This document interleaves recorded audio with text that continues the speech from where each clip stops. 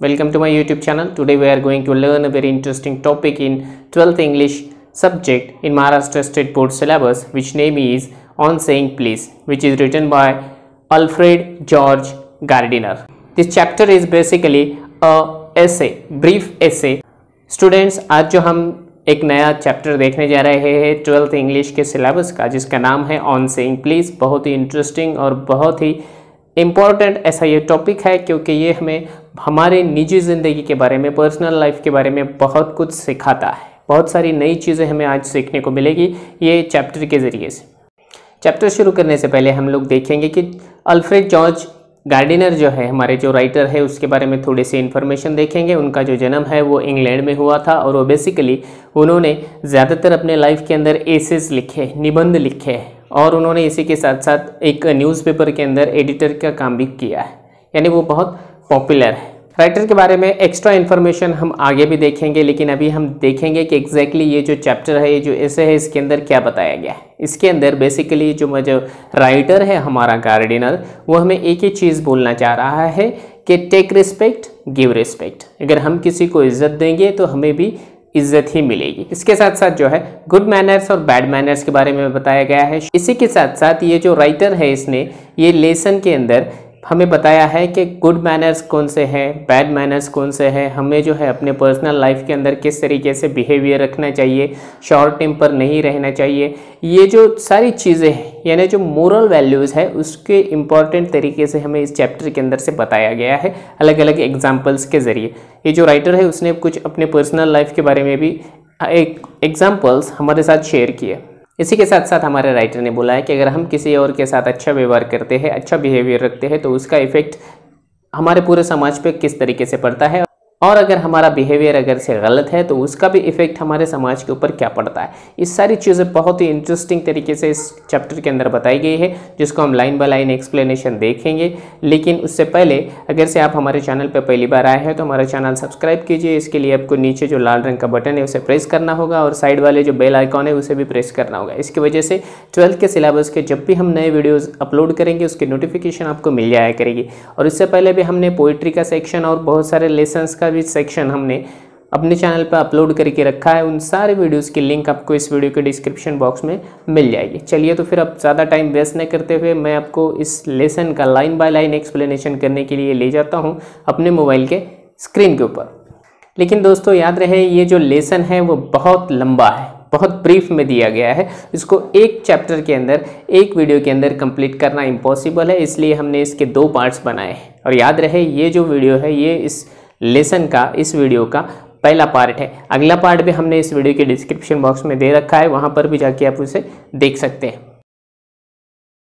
जो यहाँ पर जो राइटर है अल्फ्रेड जॉर्ज गार्डिनर, इसके बारे में थोड़ी सी इन्फॉर्मेशन दी गई है, और यहाँ पर बताया गया है कि 1865 में इनका जन्म हुआ था और 1946 में इनकी जो है मृत्यु हुई है। उनका जो जन्म है वो चेम्सफोर्ड में हुआ था, जो कि एसेक्स में पड़ता है, इंग्लैंड की बात है। और उनके बारे में ये भी बताया गया है कि उन्होंने एज ए जर्नलिस्ट यहाँ पे काम किया था। उन्हें एडिटर इन चीफ भी बनाया गया है, एक डेली न्यूज़पेपर जो है कि लंदन से पब्लिश होता था। और उनका जो कुछ काम है, द मैनचेस्टर इवनिंग न्यूज़ नाम का जो न्यूज़पेपर है, वहाँ पे वो एडिटर थे। उसी के साथ साथ उनके जो एसेज है, बहुत सारे उन्होंने निबंध लिखे हैं, वो काफ़ी सारे फेमस हुए। उसी के साथ साथ उन्होंने बताया है the pillars of society, Pebbles on the shore, many furrows and leaves in the wind are some of his best known writings। ये जो है इनकी कई सारे बुक्स है, साथ उनकी जो राइटिंग की खासियत है वो भी बताई है कि his uniqueness lies in his ability to teach a basic truth of life in an easy and amusing manner। He raised the question of morality in everyday life। इनकी जो लिखान है, इनकी जो राइटिंग है, उसमें डे टू डे लाइफ के बारे में कई बार जिक्र किया गया है। हमारी जो निजी जिंदगी है उससे रिलेटेड बहुत सारी चीज़ें जो है ये राइटर ने लिखी है। चलिए अब हम उन्होंने इस टॉपिक के अंदर क्या लिखा है ऑन सेइंग प्लीज में, उसके बारे में जानते हैं। The young lift man in a city office who threw a passenger out of his lift the other morning and was fined for the offence was undoubtedly in the wrong. It was a question of please. The complainant entering the lift said top. The lift man demanded top please, and this concession being refused, he not only declined to comply with the instruction but hurled the passenger out of the lift. यहाँ पर एक incident दिया गया है, incident से जो है ये चैप्टर की स्टार्ट की है।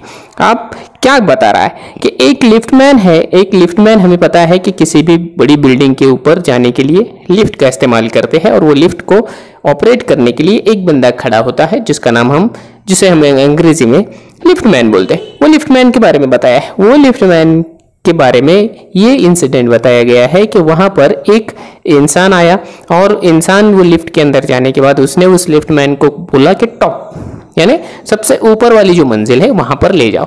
लेकिन लिफ्टमैन ने डिमांड किया कि मुझे प्लीज बोलिए, टॉप प्लीज ऐसा बोलिए, जिसको मानने से वो जो इंसान है उसने मना कर दिया। जिसके बदले में लिफ्टमैन को गुस्सा आ गया और उसने जो है वो इंसान को ले जाने से मना तो किया ही किया, लेकिन उसको जो है लिफ्ट से बाहर फेंक दिया। और ये सारी चीजें हो गई सिर्फ और सिर्फ प्लीज न बोलने की वजह से। हालांकि ये चीजें गलत है। ये जो लिफ्टमैन है इसको इसकी पनिशमेंट भी हुई, इसका ऑफेंस भी करना पड़ा। इसी के साथ साथ आगे उसने लिखा है कि this of course was carrying a moment on manner too far. Discourtesy is not a legal offense and it does not excuse assault and battery. यहाँ पर एक ही चीज बताई गई है कि हमें जो है वो इंसान के बारे में सहानुभूति है कि उसके साथ जो हुआ गलत हुआ। लिफ्टमैन ने जो है उसे निकालकर इस तरीके से बाहर फेंकना नहीं चाहिए था, उसने जो फेंका है उसको सजा मिलनी चाहिए। लेकिन यहाँ पर इसने लेखक का कहना है कि ये सारी जो चीजें हैं वो डिस्कर्टेसी की वजह से हुई। डिस्कर्टेसी जिसे हम असभ्यता बोलेंगे या फिर बदतमीजी बोलेंगे। बदतमीजी से वो जो इंसान उसके साथ पेश आया, इसके बदले में ऐसा हो गया कि वो लिफ्टमैन ने उस इंसान को बाहर निकाल कर फेंक दिया। अब यहाँ पर बताया गया है कि अगर से किसी के साथ कोई इंसान बदतमीजी करता है तो उसे उसकी सजा नहीं मिलती है, क्योंकि ये सिर्फ मेंटली चीजें ये दिखती नहीं है। लेकिन अगर से हम किसी के ऊपर असॉल्ट एंड बैटरी करते हैं, असॉल्ट एंड बैटरी इसका जो मतलब है वो साइड में दिया गया है। An attack which include not only treats but also the actual use of violence, जिसे हम बोलेंगे कि हाथापाई करना। हाथापाई करना ये जो है गलत है। हमें जो है सिर्फ अगर से कोई बदतमीजी हमारे साथ करता है तो उसके साथ में हाथापाई करने की बिल्कुल परमिशन नहीं है। हमें किसी भी तरीके का लॉ इस तरीके की परमिशन नहीं देता है। लेकिन अगर से if a burglar break into my house and I knock him down, the law will acquit me, and if I am physically assaulted, it will permit me to retaliate with reasonable violence. It does not this because the burglar and my assailant have broken quite definite commands of the law, but no legal system could attempt to legislate against bad manners or could sanction the use of violence against something which it does not itself recognize as a legally punishable offense. यहां पर यह चीज एक और उदाहरण दिया है। अगर से मुझे हाथापाई करने की, मुझे जो है असॉल्ट एंड बैटरी करने की परमिशन तब है जब मानो कोई बर्गलर है, कोई डकैत है, चोर है, उसने मेरे घर के अंदर चोरी करने के लिए घुस गया है और उसके बाद अगर से मैंने उसको नॉक हिम डाउन किया, यानी मैंने उसको घुसा मारा, उसके साथ हाथापाई की, उसके साथ मारपीट की, तो ये सही है क्योंकि ये जो है हो रहा है वो सेल्फ डिफेंस में कर रहा हूं। फिजिकली असॉल्ट करना वहां पर परमिशन है जहां पर मेरे खुद की जान का खतरा है या फिर मेरी सिक्योरिटी का जहां पर इशू आता है। लेकिन यहां पर ये जो लेखक कहता है कि इस तरीके से अगर से कोई हमारे साथ बैड मैनर्स दिखाता है, इस तरीके से बदतमीजी करता है, असभ्यता से पेश आता है, तो हम उसके खिलाफ जो है किसी भी तरीके की जो हाथापाई है वो नहीं कर सकते। कोई भी लॉ हमें इसकी इजाजत दे ही नहीं सकता है। And our sympathy with the liftman, we must admit that the law is reasonable. It would never do if we were at liberty to box people's ears because we did not like their behavior or the tone of their voices or the scowl of their faces. Our feast would never be eaten and the gutters of the city would run with blood all day.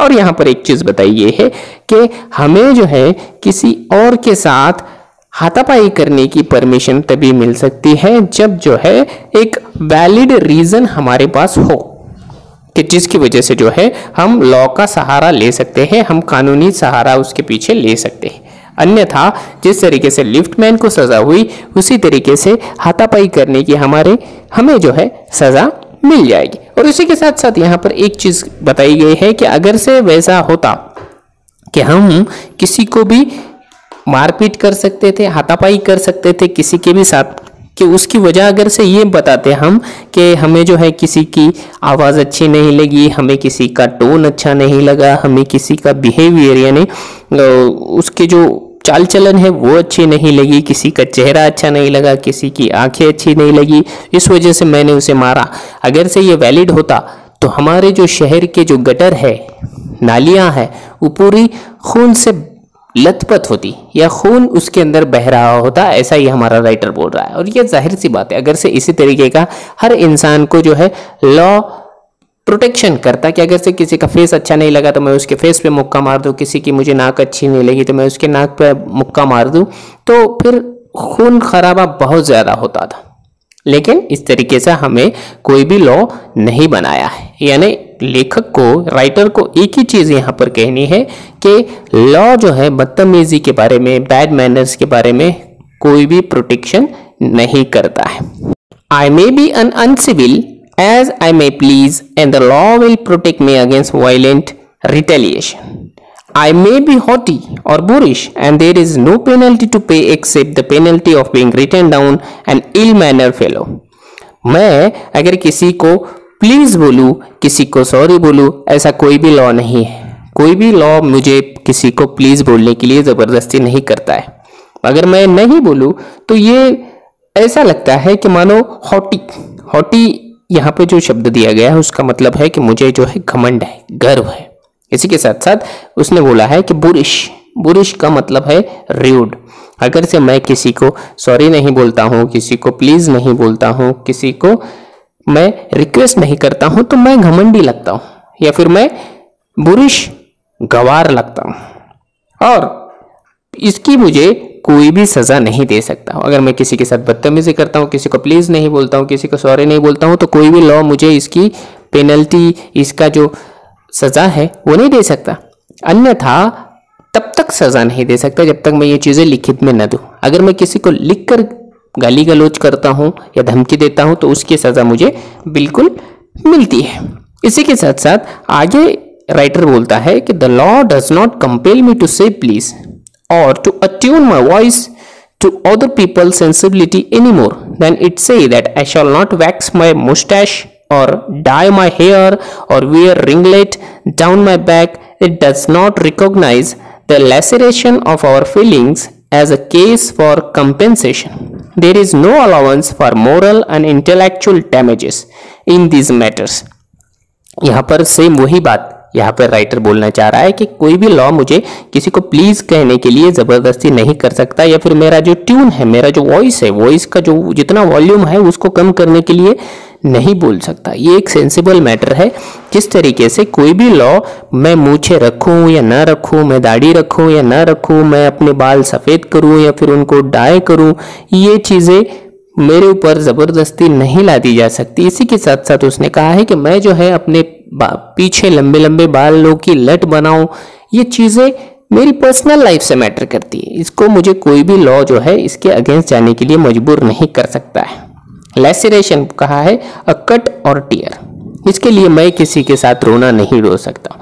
मैं जो है अपनी मर्जी का मालिक हूँ। कोई भी लॉ मुझे इस तरीके की चीज़ें ज़बरदस्ती नहीं बोल सकता है। जैसे कि हमें पता है कि हम हिंदुस्तान में रहते हैं और हिंदुस्तान का कानून हमें रहने की आज़ादी देता है, खाने की आज़ादी देता है। जिस तरीके से हम कपड़े पहनना चाहते हैं कपड़े पहन सकते हैं, हम जो धर्म अपनाना चाहते हैं वो धर्म अपनाना चाहते हैं, यानी हमें बाकी चीज़ों की आज़ादी है।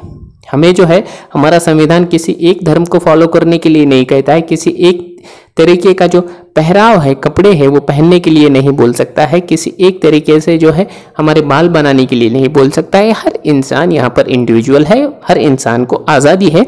इसी तरीके से ये जो चीज़ें हैं राइटर यहाँ बोलना चाह रहा है। अब आगे के पैसेज में क्या बोल रहा है, this does not mean that the damages are negligible. इसका मतलब ये नहीं है कि अगर से हम किसी के साथ बदतमीजी से पेश आए तो जो होने वाला जो नुकसान है, जो डैमेजेस है, उसको हम नेग्लेक्ट कर देंगे। नेग्लिजिबल नहीं है, यानी उसको हम नजरअंदाज नहीं कर सकते, ये हर्ट करता है। It is probable that the lift man was much more acutely hurt by what he regarded as a slur upon his social standing than he would have been if he had a kick on the shins for which he could have got a legal redress. The pain of a kick on the shins soon passes away, but the pain of a wound to our self-respect or our vanity may poison a whole day. हाँ, अब जो है ये passage के अंदर बोला गया है कि हम जो है चीज़ों को ऊपरी तौर पे देखते हैं। हो सकता है वो जो लिफ्टमैन है उसको उसका जो सोशल स्टैंडिंग है, उसका जो समाज में जो रुतबा है, उसको वो सामने वाले इंसान ने प्लीज न बोल के उसे हर्ट किया था, उसका दिल दुखाया था, और उसकी वजह से जो है उसने जो है इस तरीके की एक्शन ली कि वो जो इंसान है उसको लिफ्ट के बाहर फेंक दिया। और एक बात ये चीज बताई गई है कि हो सकता है अगर से वो इंसान लिफ्टमैन को पैर के नीचे मारता, घुटने के नीचे मारता, शिन्स यानी घुटने के नीचे अगर से मारता तो उसको कुछ जख्म हो जाती, उसको तकलीफ होती और वो उसका बदला ले सकता था, उसको जो है कंपेंसेशन, उसकी जो नुकसान भरपाई है वो मिल सकती थी। लेकिन यहाँ पर उसने वैसा नहीं किया, उसको जो है लिफ्ट के बाहर फेंक दिया था। आगे बोल रहा है, तो I can imagine that lift man deny the relief of throwing the author of his wound out of the lift, brooding over the insult by the our and visit his wife in the evening as the whole way of restoring his equilibrium. For there are few things more catching than bad temper and bad manner.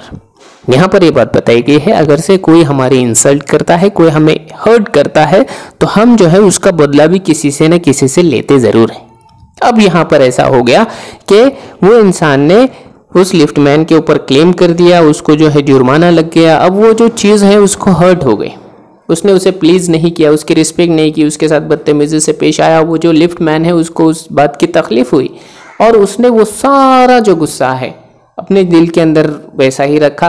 और जाहिर सी बात है, ये जो दिल की भड़ास है, दिल में जो गुस्सा है, वो जब तक हम किसी पर नहीं निकालेंगे तब तक हमारा जो दिल है वो शांत नहीं होगा, मन शांत नहीं होगा। तो उस इंसान ने जो है शाम में जाकर अपनी बीवी के ऊपर वो जो सारी भड़ास है, सारा जो गुस्सा है वो निकाल दिया होगा। और इक्विलिब्रियम कहा है, यहाँ पर जो है उसका गुस्सा समान निकल जाने के बाद में वो समान हो गया होगा।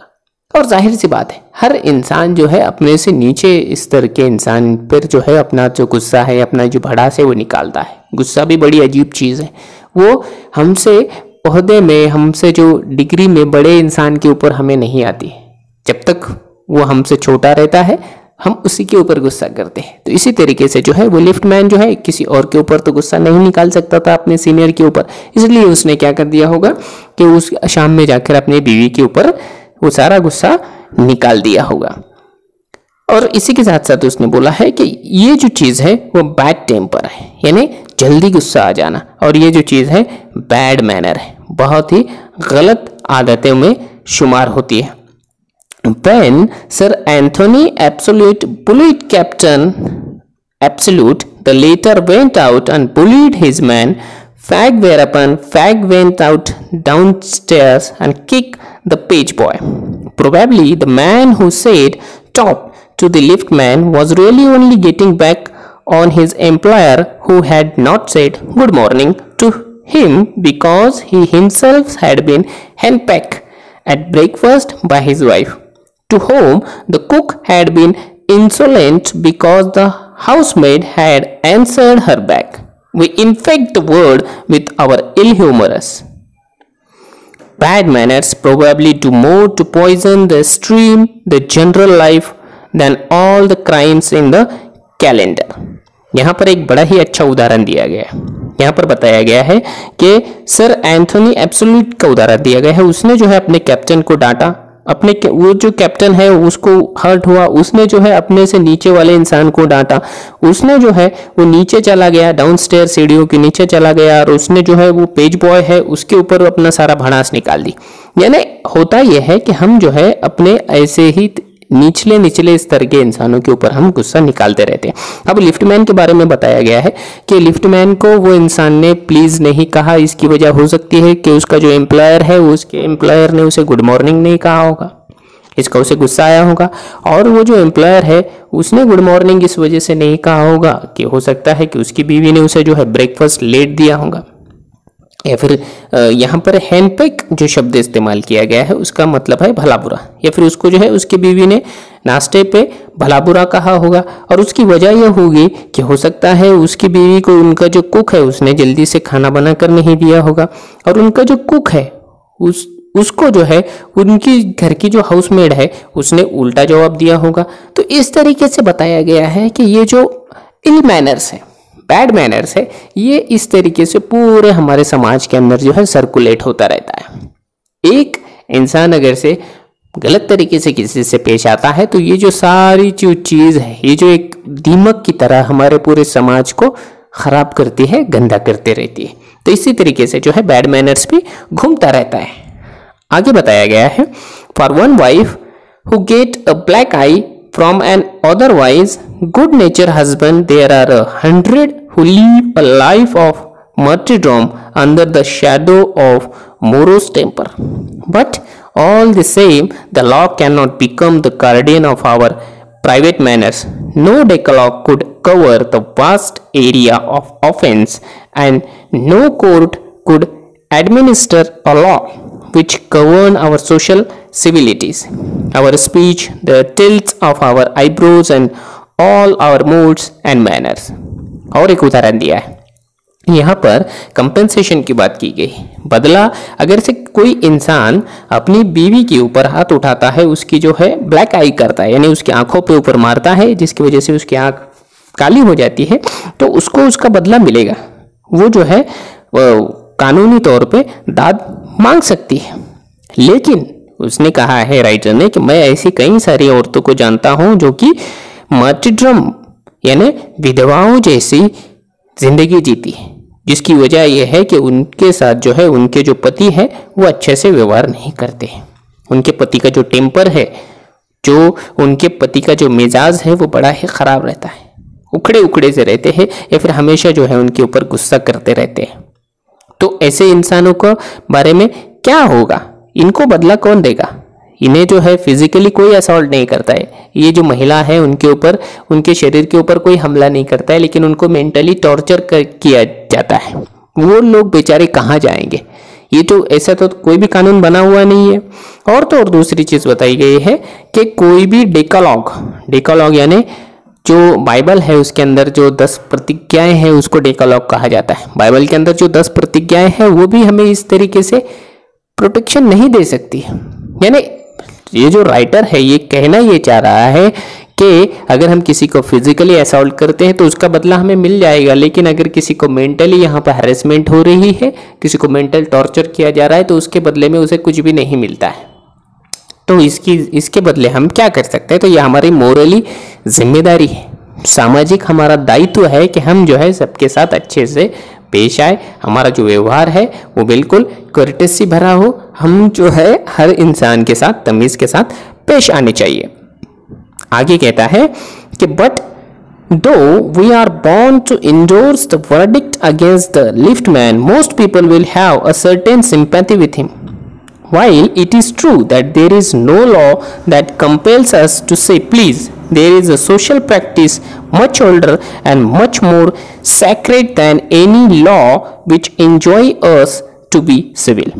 यहाँ पर जो verdict आया था, जो रिजल्ट आया था कोर्ट का, वो लिफ्टमैन के खिलाफ था, और जाहिर सी बात है खिलाफ ही होने वाला है, क्योंकि उसने जो है हाथापाई की थी, उस इंसान को जो है लिफ्ट के बाहर फेंक दिया था। इसके बाद में वो लिफ्टमैन के साथ में कई सारे लोगों की सिंपैथी है, सहानुभूति है, कई सारे लोगों को बुरा लगता है कि हाँ यार वो लिफ्टमैन के बारे में भी कुछ सोचना चाहिए था।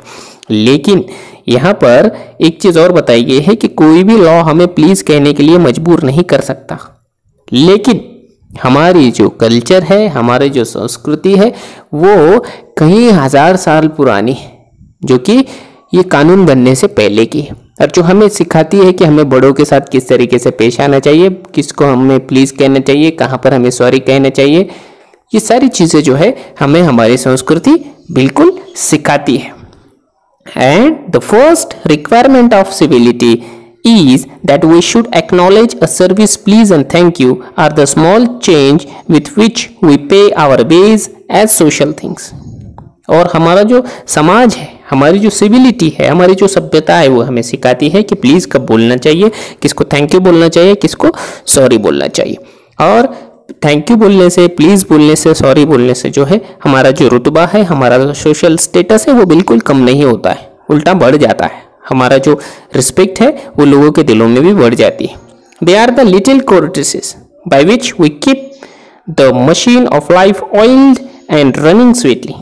They put our intercourse upon the basis of a friendly cooperation and easy give and take instead of on the basis of superiors dictating to inferiors. It is a very vulgar mind that would wish to command where he can have the service for asking and have it with willingness and good feeling instead of resentments। यहाँ पर कहा गया है कि अगर से हम किसी के साथ इस तरीके से व्यवहार करते हैं कि उसको अदब के साथ हम लोग पेश आते हैं, हर किसी को इज्जत देते हैं, तो इसकी वजह से जो है हमारे समाज के अंदर कई सारी चीज़ें डेवलप होगी। फ्रेंडली नेचर पैदा हो जाएगा, आपस में जो है भाईचारा होगा, कोऑपरेशन यानी एक दूसरे के साथ हम लोग मेलजोल अच्छे तरीके से पढ़ा सकेंगे। इंटरकोर्स का भी मतलब यहाँ पर है मेलजोल होता है। And easy give and take, हमारा जो लेन देन है आपस में वो बढ़ जाएगा, और लेन देन के साथ साथ हमारा जो व्यवहार है उसमें भी साफ सुथरापना नजर आएगा। हम किसी को फंसाएंगे नहीं, हम किसी के साथ चीट नहीं करेंगे। ये सारे जो चेंजेस है वो इस तरीके से आएंगे कि हमें जो है अपने बिहेवियर के अंदर सुधार लाना होगा। और ये जो हमें है कोई भी लॉ नहीं सिखाता है, लेकिन सबसे इम्पॉर्टेंट चीज़ ये है कि हमारी जो संस्कृति है, हमारा जो रिलीजन है वो हमें ये सारी चीज़ें सिखाता है। तो स्टूडेंट्स हम जो है पार्ट 1 में ये लेसन का यहीं तक देखेंगे। तो स्टूडेंट्स इस तरीके से हमने ऑन सेइंग प्लीज़ ये जो लेसन है इसका पार्ट 1 देखा है। अभी भी आधा चैप्टर कंप्लीटली बाकी रहा है, और वो चैप्टर आपको इस वीडियो के डिस्क्रिप्शन बॉक्स में मिल जाएगा। वहाँ जाकर आप उसकी स्टडी कीजिए, ताकि आपका पार्ट 1 और पार्ट 2 ये दोनों मिलाकर पूरा जो चैप्टर है वो बोर्ड के नज़रिए से, बोर्ड के दृष्टिकोण से कंप्लीट हो जाएगा। अगर से आपको ये वीडियो पसंद आता है तो इसे लाइक कीजिए, और अगले वीडियो के नोटिफिकेशन के लिए हमारे चैनल भी सब्सक्राइब करना न भूलिए।